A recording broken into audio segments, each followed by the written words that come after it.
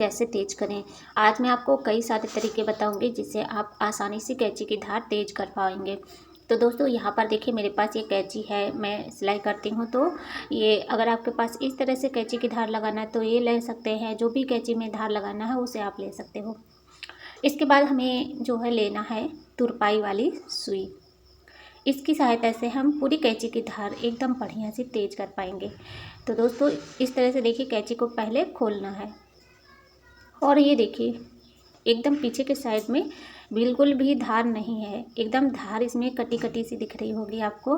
तो कैंची हमारी अच्छे से कपड़ा नहीं काट रही है, इसलिए मैं आपके साथ भी शेयर कर रही हूँ।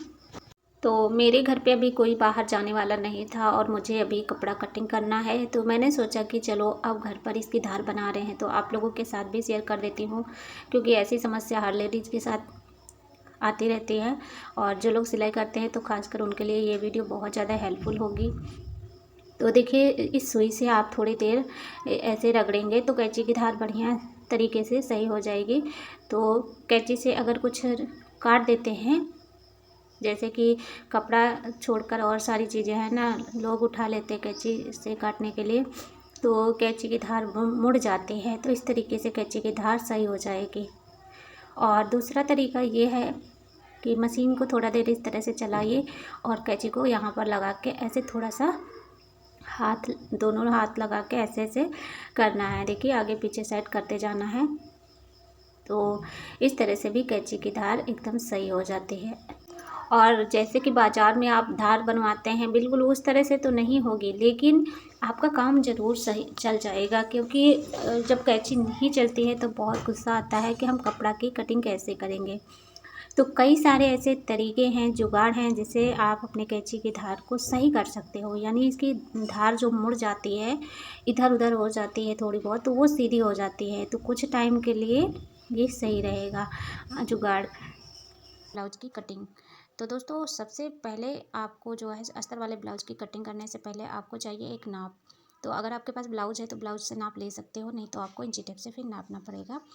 और अब देखिए सबसे मैं आपको मेन बात बताना चाहती हूँ कि जैसे देखा होगा आप लोगों ने, जो ब्लाउज होते हैं ना, तो कुछ ब्लाउज में देखा होगा ये जो आगे का पार्ट मैं सीधा करके रखी हूँ, तो बीच में देखा इतना ज़्यादा इसमें गैप है। तो ये गैप को कैसे हम कम करें, यानी इस तरह से ना हो, ब्लाउज दोनों साइड में एकदम बराबर कपड़ा होना चाहिए, तो वो मैं आपको बताऊँगी कैसे मैं कटिंग करती हूँ। जैसे कि ये देखिए बीच में इतना ज़्यादा गैप है, जिससे कि ब्लाउज़ को अगर बराबर रखा जाएगा, जैसे कि शर्ट को अगर प्रेस करते हैं तो गट्ठा रखते हैं, तो उसको जो है उसी तरह से अगर रखेंगे तो पूरा पीछे का कपड़ा भी आगे तरफ खींच जाता है। तो सबसे पहले आप जो है ब्लाउज की कटिंग जब करते हैं तो देखिए दोनों पल्ला एक साइड में एक साथ काटते हैं, लेकिन मैं आपको एक एक पल्ला काट के दिखाऊंगी, तभी ये ब्लाउज फिट बैठेगा।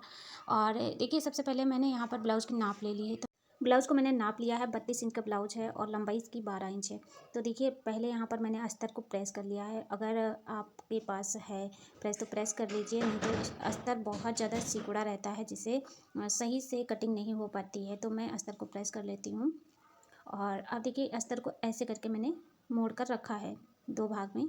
और सबसे पहले मैंने यहाँ लंबाई नापा, तो 12 इंच की लंबाई है ब्लाउज की, तो मैं यहाँ पर 1 इंच एक्स्ट्रा ले रही हूँ। 13 इंच पे निशान लगाना है हमें।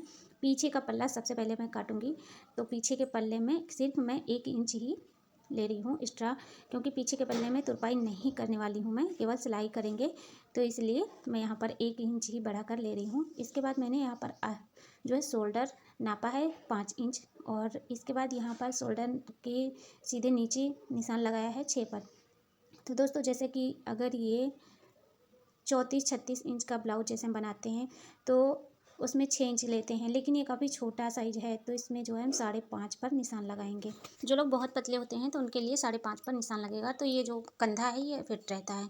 उसके बाद आधा इंच मैंने गहराई लिया है और इसको इस तरह से गोल कर दिया है। तो वैसे डार्क कलर की चौक नहीं है इसलिए दिखाई नहीं दे रहा, लेकिन मैं आपको बता रही हूँ। इसके बाद इस तरह से गोल कर देना है और पीछे के साइड भी मैंने नाप लिया है ताकि बराबर रहे। और फिर मैं यहाँ गले का निशान लगा रही हूँ, तो यहाँ पर जो है गला है 6 इंच। तो वैसे जो लोग छोटा गला पहनते हैं उनके लिए 5.5, नहीं तो जो लोग मीडियम साइज़ में पहनते हैं 6 इंच पे रहेगा तो ठीक है, और इससे बड़ा आप कर सकते हो, लेकिन ये मीडियम साइज़ रहता है। और इसके बाद देखिए यहाँ पर अगर आप चाहें तो ऐसे बाजू को रख के भी नाप ले सकते हो।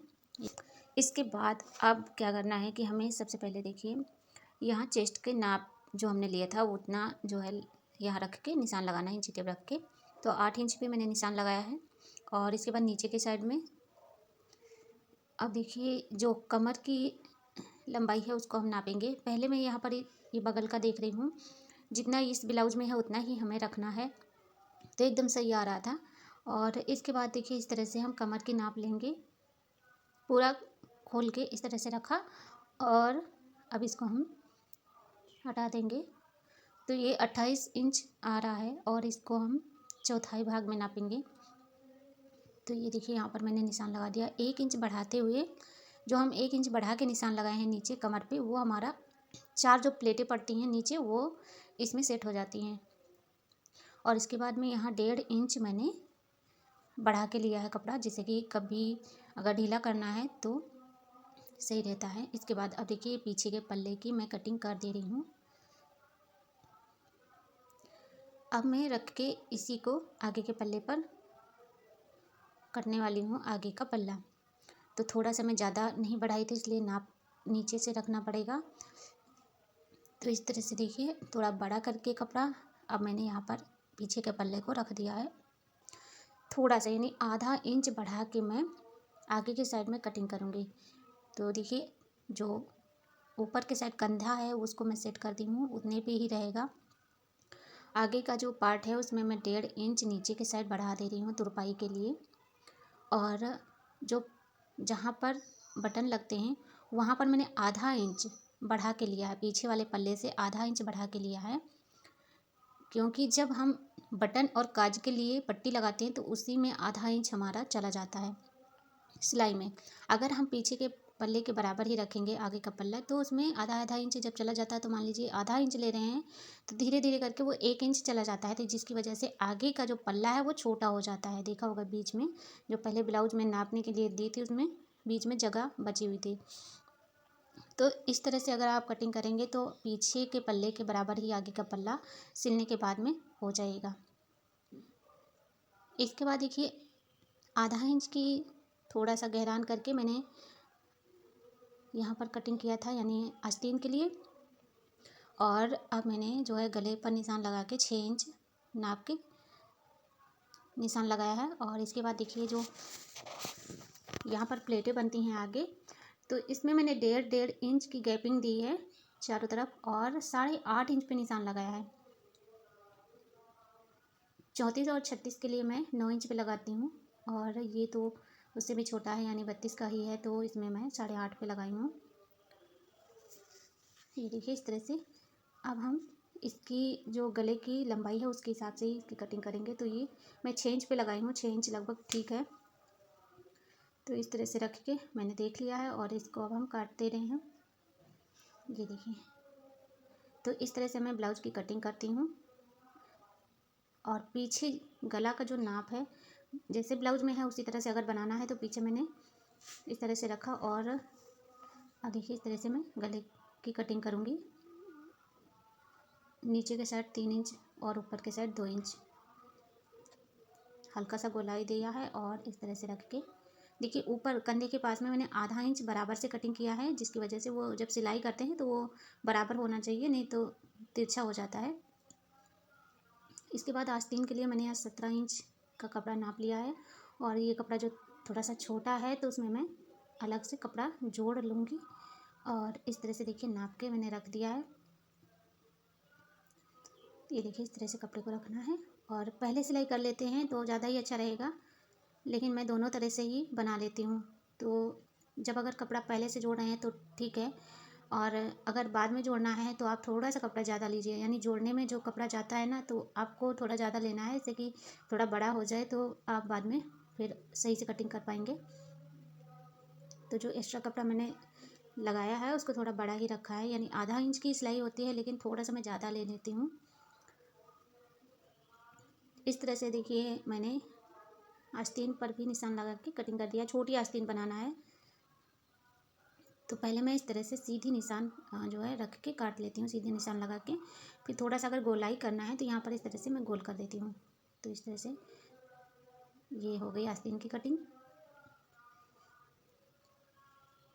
इसी तरह से मैं सारे ब्लाउज़ की कटिंग करती हूँ, यानी 34, 36, 32 इस तरह से।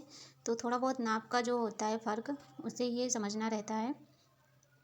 इसके बाद मैं यहाँ पर काज के लिए पट्टी निकाल रही हूँ। काज के लिए मैं अस्तर की पट्टी और बटन के लिए कपड़े की पट्टी लगाती हूँ।